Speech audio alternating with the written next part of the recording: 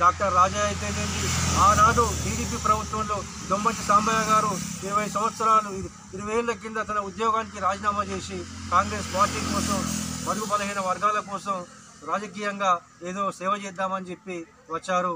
అయినను కూడా పుట్టన పెట్టుకొని టీడీపీ పార్టీలో పాతాళాలకు దొక్కితే ఇప్పటి వరకు కూడా సాంబన్న కోలుకోలేని పరిస్థితి.